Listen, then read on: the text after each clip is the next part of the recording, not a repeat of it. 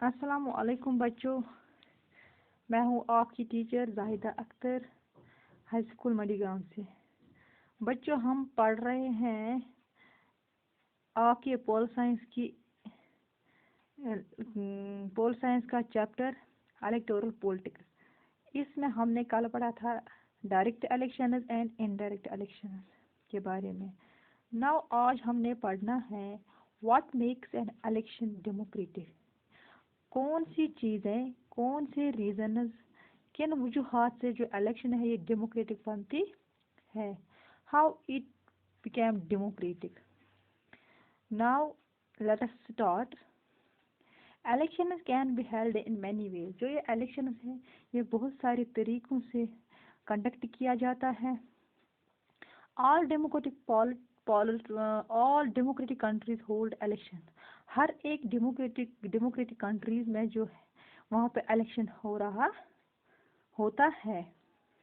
But most democratic non democratic countries also hold some kind of election. लेकिन वो countries जो non democratic हैं वहाँ पर भी कुछ किस्म के इलेक्शन हो जाते हैं।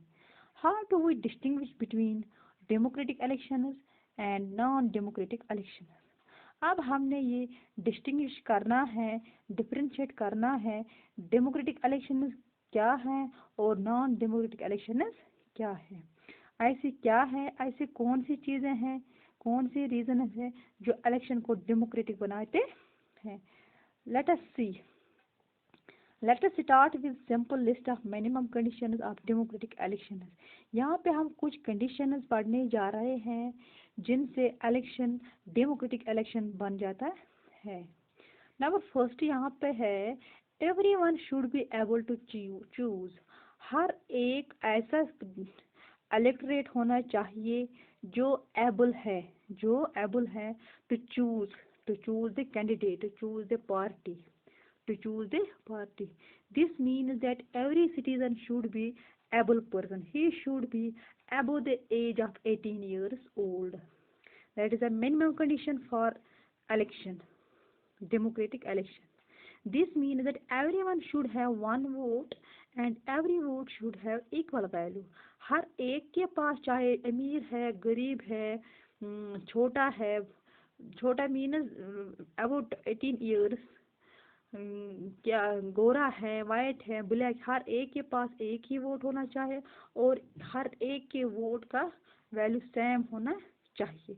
This is the first condition for democratic elections. Number second, there should be something to choose from. कुछ होना चाहिए जहाँ से वो चूज कर सकता है, जहाँ से वो चूज करेगा। इसके आगे कुछ गोल होना चाहिए, कोई पार्टी होनी चाहिए, कोई मेंबर होना चाहिए, कोई रिप्रेजेंटेटिव होना चाहिए, इसके आगे कुछ होना चाहिए।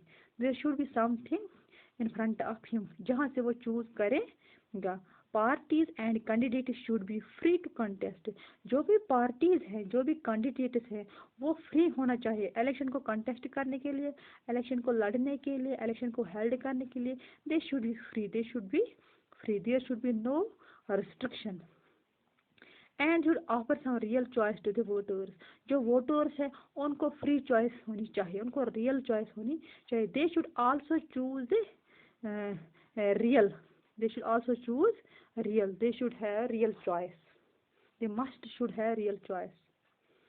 Third, the choice should be offered at regular interval. जो ये election है it should be regularly held, it should be regularly held. That means it should be held after a fixed interval of time. There should be regular choice, there should be regular choice.